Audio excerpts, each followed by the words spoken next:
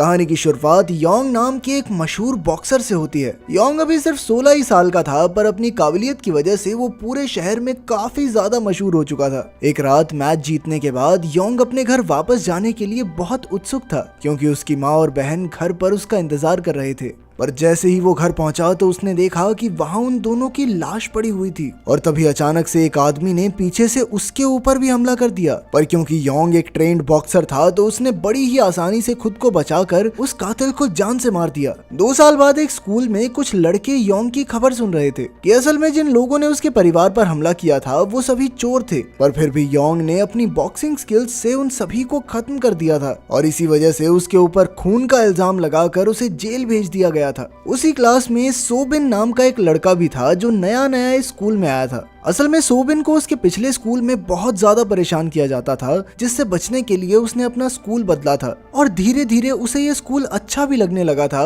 पर तभी teacher class में टोनी नाम के एक नए लड़के को लेकर आई। टोनी भी एक बॉक्सर था, और वो सोबिन के पिछले स्कूल में उसे बहुत ज्यादा परेशान करता था, इसलिए उसे अपने सामने देखते ही सोबिन बहुत ज्यादा डर गया। टीचर के क्लास से जाते ही टोनी ने अपना दबदबा बनाने के लिए कुछ बच्चों को बिना वजह ही पीटना शुरू कर दिया, जिसके बाद वो सोबिन को पीटने के लिए उसके पास आया। सोबिन टोनी के सामने कुछ नहीं बोल पाया, इसलिए उसके एक दोस्त ने बीच में आकर उसे बचाने की कोशिश की, पर टोनी ने तो उस लड़की को भी धक्का देकर थप्पड़ मारने के लिए अपना हाथ उठाया। पर तभी सोबिन ने जिंदगी में पहली बार टोनी को रोकने की हिम्मत की, पर उसकी ये हिम्मत देखकर तो टोनी को और गुस्सा आ गया। उसने सोच लिया कि इसे तो अच्छे से पीटूंगा। इधर अपने बचाव के लिए सोबिन ने एक पेन उठा लिया, पर इसे देखकर टोनी रुकने वाला नहीं था। उसने बार बार सोबिन को पेन इस्तेमाल करने के लिए बोलना शुरू कर दिया, मारना मारना साले कमजोर, मारना। और अपने आप को टोनी की पकड़ में देखकर सोबिन ने बिना कुछ सोचे वो पेन उसकी आंख में मार दिया। इसके बाद उसके ऊपर अटेम्प्ट टू मर्डर का इल्जाम लगाया गया,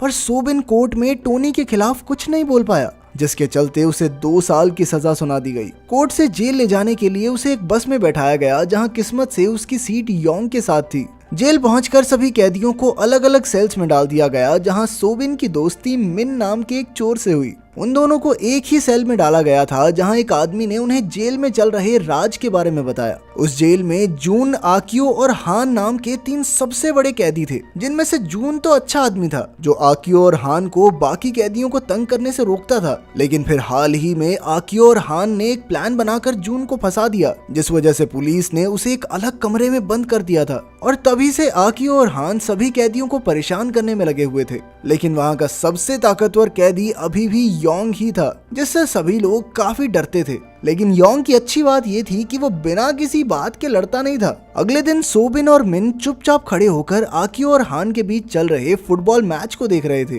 पर तभी 2 खिलाड़ियों को चोट लग गई, जिसके बाद हान ने सोबिन और मिन को अपने साथ खेलने के लिए बुलाया, जिसके लिए वो दोनों ही चुपचाप मान गए। पर सोबिन को फुटबॉल ज्यादा अच्छे से खेलनी नहीं आती थी, जिस वजह से हान की टीम हार रही थी, और वो किसी भी हाल में इस हार के लिए जिम्मेदारी लेने वाला तो था नहीं। इसलिए उसने आंख बंद करके बॉल को लात मार दी, पर गलती से वो लात सीधा आकियो की टांगों के बीच में जाकर लगी, जिसके बाद गहने फूटने की वजह से दर्द के मारे आकियो जमीन पर गिर गया। वो बहुत ज्यादा गुस्से में था, और इसलिए उसके लोगों ने सोबिन को खींचकर अपने सेल में ले जाना शुरू कर दिया। वहीं दूसरी ओर सोबिन बहुत ज्यादा डरा हुआ था, और उसे अपने पिछले स्कूल में किए हुए टॉर्चर की यादें आ रही थी, जिस वजह से वो उन लोगों से रहम की भीख मांगने लग गया। लेकिन उनके ऊपर इसका कोई असर नहीं हुआ। पर तभी उन लोगों की नजर पास से ही गुजर रहे योंग पर पड़ी, जिसे देखते ही उन्होंने ऐसा बर्ताव किया मानो वो सोबिन के दोस्त ही थे। और उनके इस बर्ताव को देखकर सोबिन समझ गया कि जेल में सभी लोग योंग से डरते हैं, और अपने आप को बचाने के लिए वो तुरंत ही योंग की तरफ भागा।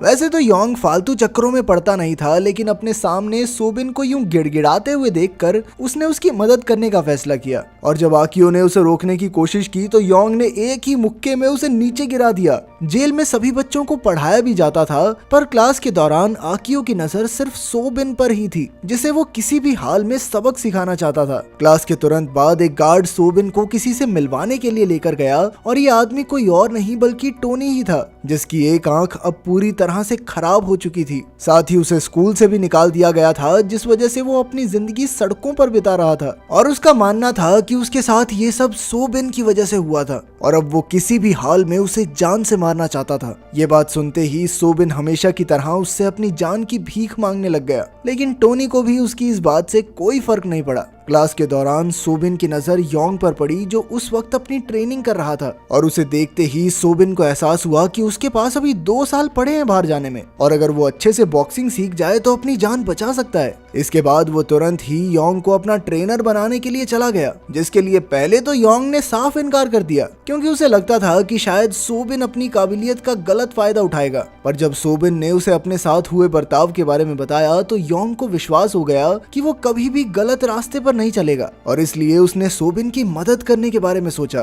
पर योंग को अपना ट्रेनर बनाने के लिए सोबिन को एक टेस्ट पास करना होगा जिसमें उसे 40 मिनट में ग्राउंड के 100 चक्कर लगाने थे और ये टेस्ट पास करने के बाद ही योंग उसे ट्रेनिंग देने वाला था। ये ट्रेनिंग सोबिन के लिए बहुत ज्यादा मायने रखती थी, इसलिए उसने बिना रुके ग्राउंड के चक्कर मारना शुरू कर दिया और भागते हुए उसकी आंखों के सामने सिर्फ अपने साथ हुए बुरे बर्ताव की तस्वीरें चल रही थी और इसलिए वो मरने को तैयार था लेकिन रुकने के लिए नहीं। आखिर के कुछ राउंड्स तक सोबिन पूरी तरह से थक चुका था, इसलिए योंग ने उसे रुकने के लिए कहा। पर सोबिन अपना टेस्ट पास करने का मन बना चुका था और वो पूरे 100 राउंड्स होने के बाद ही रुका। तब तक वो इतना ज्यादा थक चुका था कि वो जमीन पर बेहोश होने ही वाला था, पर तभी योंग ने उसे पकड़ लिया। उसकी हालत को देखकर योंग समझ गया कि उसके लिए बॉक्सिंग सीखना कितना जरूरी था और उसकी मदद करने के लिए उसने सबसे पहले जेलर से कहकर सोबिन को अपने कमरे में शिफ्ट करवा लिया। असल में जेलर भी योंग का फैन था और वो जानता था कि योंग बुरा इंसान नहीं है, इसलिए उसने तुरंत ही सोबिन को योंग के कमरे में शिफ्ट कर दिया। अगले दिन से ही योंग ने सोबिन को ट्रेन करना शुरू कर दिया, पर सोबिन की कमजोर हालत को देखकर वो समझ गया कि उसे सोबिन पर बहुत ज्यादा मेहनत करनी पड़ेगी। उधर आकियो भी अपना बदला लेने के लिए तैयारी कर रहा था, पर तभी उसके साथियों ने उसे मिन के बारे में याद दिलाया जो उस दिन सोबिन के साथ था और वो लोग शायद मिन की मदद से सोबिन को योंग से अलग कर सकते हैं। उधर ट्रेनिंग के दौरान सोबिन काफी ज्यादा थक गया था और अब वो आराम करना चाहता था, पर तभी योंग ने उसे याद दिलाया कि वो ऐसे बर्ताव के साथ कभी भी बॉक्सिंग नहीं सीख सकता। उसकी यह बात सुनते ही सोबिन दोबारा से एक्सरसाइज करने में जुट गया। वो अगले कुछ दिनों तक ऐसे ही लगातार मेहनत करता रहा और धीरे धीरे उसके शरीर में बदलाव आने लग गया। इसी बीच सोबिन और योंग के बीच एक अच्छी दोस्ती भी हो गई थी।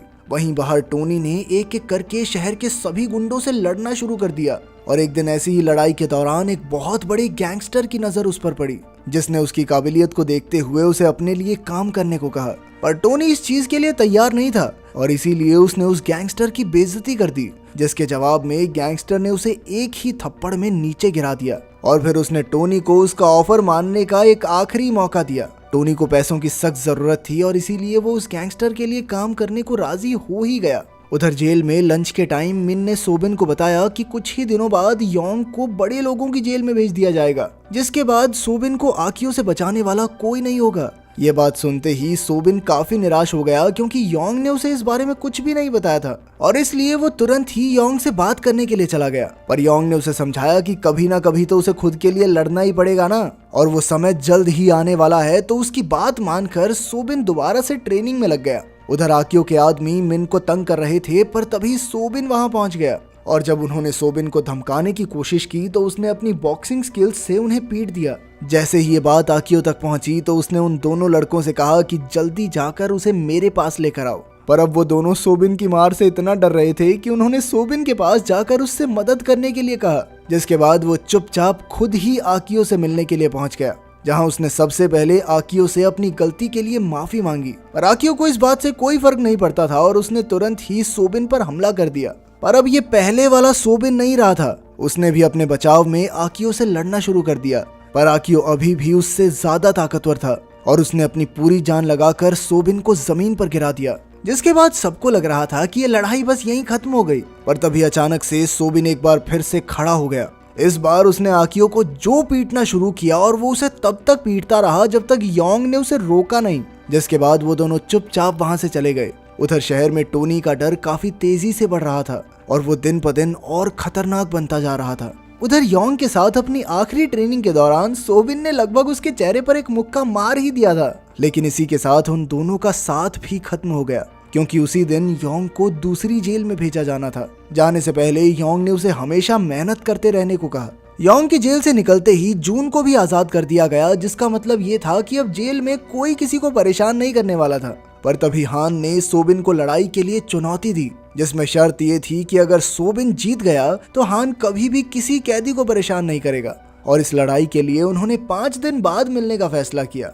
इसी बीच टोनी दोबारा से सोबिन से मिलने आया क्योंकि जेल के बाहर तक सोबिन की ट्रेनिंग के चर्चे चल रहे थे, लेकिन वो डरने की बजाय काफी खुश था क्योंकि अब उनकी लड़ाई टक्कर की होने वाली थी। कुछ दिनों बाद मैच के दौरान हान और सोबिन एक दूसरे को कांटे की टक्कर दे रहे थे और सोबिन की कड़ी मेहनत के सामने हान भी ज्यादा देर टिक नहीं पाया और अपनी हार मानते हुए उसने अपने वादे को पूरा करने का फैसला किया। उस दिन के बाद से जेल में कभी भी किसी को परेशान नहीं किया गया और धीरे धीरे सभी लीडर एक दूसरे के काफी अच्छे दोस्त भी बन गए। कुछ इसी तरह सोबिन की कैद के 2 साल भी बीत गए और जेल के बाहर निकलते ही उसका सामना टोनी से हुआ, जिसने बिना कुछ बोले ही उससे लड़ना शुरू कर दिया। उनकी लड़ाई के दौरान हमने देखा कि वो दोनों ही इतने फुर्तीले थे कि वो एक दूसरे को एक मुक्का भी नहीं मार पा रहे थे। पर थोड़ी देर बाद टोनी ने ठीक पहले की तरह सोबिन को पीटना शुरू कर दिया, पर तभी जमीन पर पड़े सोबिन की आंखों के सामने योंग का चेहरा आया। वो फिर से उठ खड़ा हुआ और लड़ना शुरू कर दिया और इस बार उसने योंग की बताई हुई एक खास टेक्निक का इस्तेमाल करके ऐसा मुक्का मारा जिससे टोनी चाहकर भी खड़ा नहीं हो पाया। टोनी को हराने के बाद सोबिन चुपचाप वहां से चला गया। दूर होने के बावजूद भी उसकी और योंग की दोस्ती अब भी बरकरार थी। अगर वीडियो पसंद आई तो लाइक कर देना, चैनल को सब्सक्राइब कर देना। मिलते हैं अगली वीडियो में।